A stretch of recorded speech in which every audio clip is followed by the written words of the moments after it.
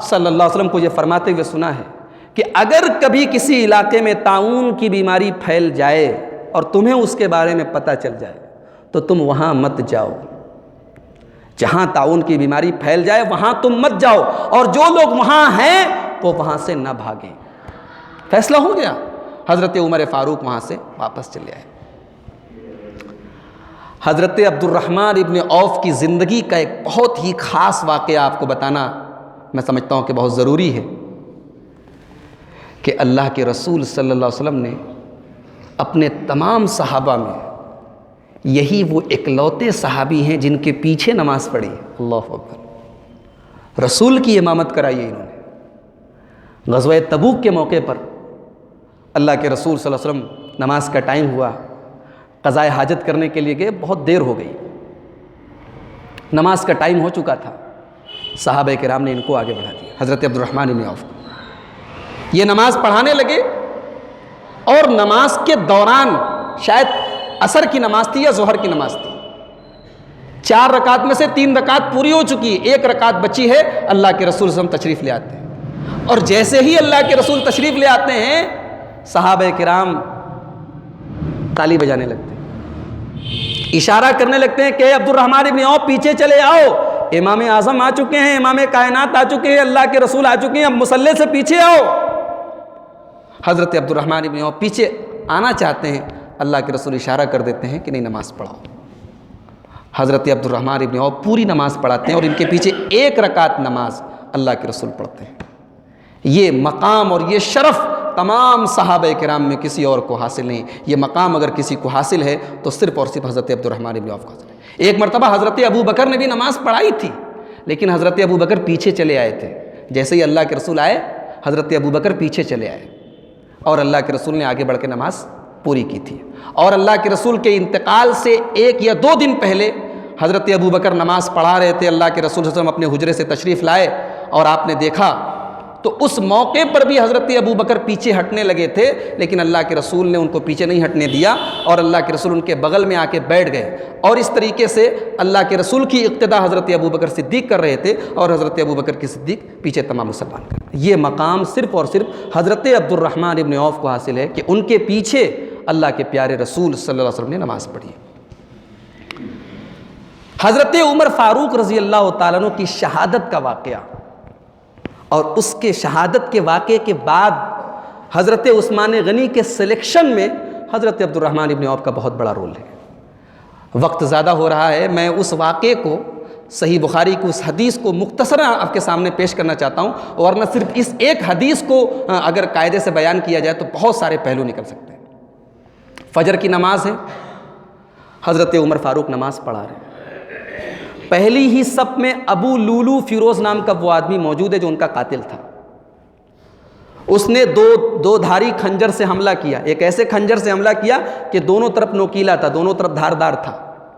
حضرت عمر فاروق کے پیٹ پر ان کی ناف کے پاس حملہ کیا. حضرت عمر فاروق وہیں مصلی پر گر گئے اور ان کے منہ سے آواز نکلی، قتلنی الکلب، مجھ کو کتے نے مارا، مجھ کو کتے نے قتل کیا. اور جیسے ہی حضرت عمر فاروق نیچے گرے ہیں، عبد الرحمن ابن عوف جو آگے پہلی صف میں تھے ان کو حضرت عمر فاروق نے آگے بڑھا دیا. خلیفہ وقت کے پیٹ میں چاقو لگا ہے، موت کی کگار پہ ہیں. بلکہ بخاری کی اس روایت میں یہ بھی موجود ہے کہ ابو لولو نے اور لوگوں کے اوپر بھی حملہ کیا، 13 لوگوں کے اوپر حملہ کیا، 7 اور صحابہ کرام آن دا اسپاٹ شہید ہو گئے. 7 صحابہ شہید ہو گئے. خلیفہ وقت کے پیٹ کے اوپر بھی جان لیوا حملہ ہوا ہے، مگر نماز نہیں رکی. عبد الرحمن ابن عوف نے آگے بڑھ کے نماز پوری کی. کیا ماحول تھا! ان کی زندگی میں نماز کی کیا اہمیت تھی!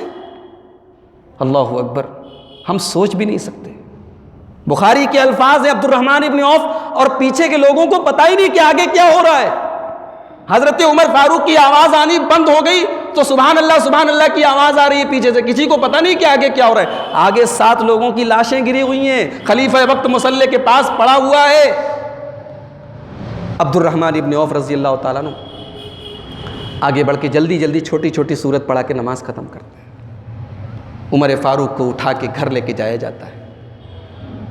بے ہوش ہو چکے ہیں، اتنا خون بہہ چکا ہے، بے ہوش ہو چکے ہیں. ہوش میں آنے کے بعد پہلا سوال کرتے ہیں حملہ کس نے کیا تھا میرے اوپر؟ پتہ لگا کہ ابو لولو نام کے ایک پارسی نے، ایک مجوسی نے کیا تھا.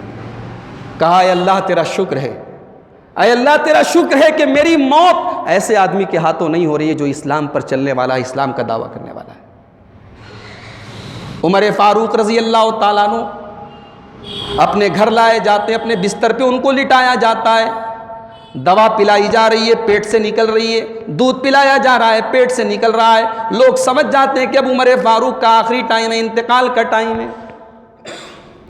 حضرت عمر فاروق اپنے بیٹے عبداللہ ابن عمر کو بلاتے ہیں، ان سے کہتے ہیں میرے بیٹے تیرے باپ کے اوپر جو بھی قرضہ ہے تو پہلے اس کو ادا کر دینا، اس کو ادا کرنے میں تو دیر مت کرنا. اور اے میرے بیٹے جب میرا انتقال ہو جائے تو تو اپنی پیاری ماں، ہم سب کی ماں اماں عائشہ کے پاس جانا اور ان سے جا کے کہنا کہ عمر فاروق عمر ابن خطاب اجازت مانگ رہے ہیں. وہ یہ چاہتے ہیں کہ اپنے دوستوں کے بازو میں، اپنے ساتھیوں کے بغل میں اللہ کے پیارے رسول اور حضرت ابو بکر کے بغل میں ان کو دفنایا جائے. اور اے میرے بیٹے تو وہاں جا کے یہ نہ کہنا کہ امیر المومنین اجازت مانگ رہے، اس لیے کہ اب آج کے بعد میں امیر المومنین نہیں ہوں.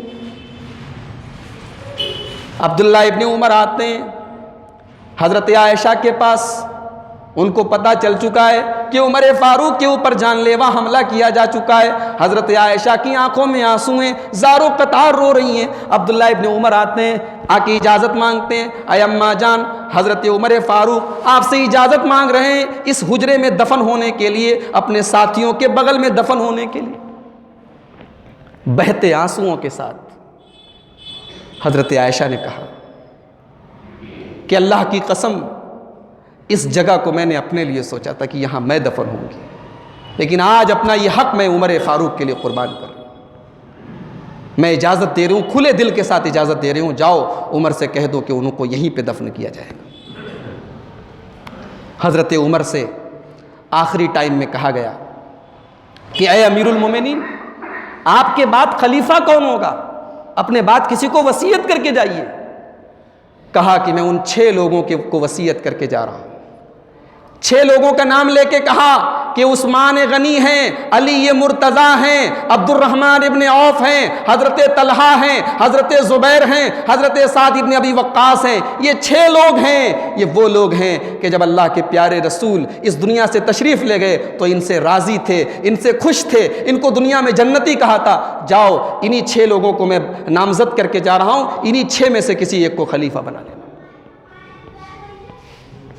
ان کا اپنا سگا بیٹا عبداللہ ابن عمر، وہی پائے کے صحابی، کہا کہ میرے بیٹے کو مشورے میں شریک مت کرنا، میرے بیٹے کو حکومت مت دینا. اللہ والے لوگ تھے، خود جتنے دن حکومت کی اتنا سنبھل کے کیا کہ آئندہ اپنے کسی خاندان کے کسی فرد کے لیے اس کو پسند نہیں کیا. حضرت عمر جب بستر مرگ پر پڑے ہوئے تھے تو ایک نوجوان لڑکا آتا ہے، کہتا ہے کہ اے امیر المومنین آپ کے اوپر تو اللہ تعالیٰ کی بے شمار نعمتیں ہیں، آپ جب تک اللہ کے رسول کے ساتھ تھے ان کا ساتھ دیتے رہے، حضرت ابو بکر کا ساتھ دیتے رہے، پھر آپ کا دور آیا تو آپ نے عدل و انصاف کے ساتھ حکومت کی ہے، اللہ آپ سے راضی ہے، آپ کو زیادہ پریشان ہونے کی ضرورت نہیں ہے. حضرت عمر کہتے ہیں اے میرے نوجوان بچے، میں تو چاہتا ہوں کہ میری نیکیاں اور میرے گناہ برابر پر چھوٹ جائیں، تب بھی میں سمجھتا ہوں کہ میں بچ جاؤں گا. صحابہ تھے. آج ہم لوگ تھوڑا سا صدقہ اور خیرات کر دیں، رمضان میں زکوٰۃ نکال دیں، روزے رکھ لیں، نمازیں پڑھ لیں، تراویح پڑھ لیں، تو ہم سمجھتے ہیں کہ بس ہم جنت کے ٹھیکیدار ہیں، جنت پر ہمارا قبضہ ہے. صحابہ کرام کے دلوں میں کیسا فکر آخرت کا جذبہ تھا. عمر فاروق جیسا آدمی بول رہا ہے کہ میں تو چاہتا ہوں کہ برابر پر چھوٹ جاؤں، نیکیاں اور گناہ برابر پر بھی چھوٹ جائیں، تب بھی میں سمجھوں گا کہ میں بچ جاؤں گا. یہ وہ لوگ تھے. کہا کہ یہ 6 لوگوں کا نامزد کر کے جا رہا ہوں، انہی 6 میں سے کسی ایک کو خلیفہ بنا لینا. عمر فاروق کا انتقال ہو جاتا ہے، ان کو دفنا دیا جاتا ہے. اب یہ 6 لوگوں کی کمیٹی بیٹھتی ہے، مشورہ ہو رہا ہے. حضرت عبد الرحمن ابن عوف کہتے ہیں پہلا کام تو یہ کرو کہ ہم 6 میں سے ہر آدمی اپنا حق دوسرے کو دے دے، یعنی 6 سے پہلے 3 کر لیا جائے۔ حضرت طلحہ نے کہا کہ میں اپنا حق حضرت علی کو دیتا ہوں، حضرت زبیر نے کہا کہ میں اپنا حق حضرت عثمان کو دیتا ہوں، حضرت سعد ابن ابی وقاص نے کہا کہ میں اپنا حق عبد الرحمن ابن عوف کو دیتا ہوں۔ اب بچے 3 لوگ، حضرت عبد الرحمن ابن عوف، حضرت عثمان، حضرت علی۔ حضرت عبد الرحمن ابن عوف کہتے ہیں کہ اب میں اپنا حق آپ لوگوں کے لیے چھوڑتا ہوں، اب آپ دونوں میں سے کسی ایک کو امت کی باغ ڈور سنبھالنی ہے۔ حضرت عثمان کو الگ کونے میں لے کے جاتے ہیں، ان سے پوچھتے ہیں اگر آپ کو خلیفہ بنایا جائے تو کیا آپ حضرت ابوبکر اور حضرت عمر کی پالیسی پر عمل کریں گے؟ کیا آپ تمام لوگوں کے ساتھ حق اور انصاف کے ساتھ فیصلہ کریں گے؟ کیا آپ حضرت علی رضی اللہ تعالیٰ عنہ سے مشورہ لیں گے؟ حضرت علی کے پاس جاتے ہیں، ان سے بھی یہی عہد و پیمان لیتے ہیں۔ اس کے بعد مجمع عام میں پبلک کے سامنے آتے ہیں اور کہتے ہیں عثمان آگے بڑھو، میں تمہارے ہاتھ پہ بیعت کرتا ہوں۔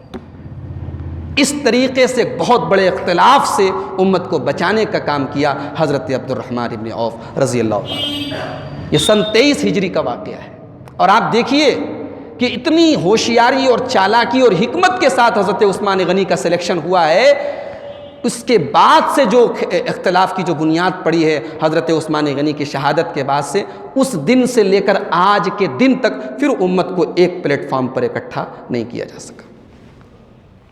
یہ حضرت عبد الرحمن ابن عوف تھے، پیسے والے تھے، دولت والے تھے، لیکن اللہ کا ڈر تھا، آخرت کی فکر تھی۔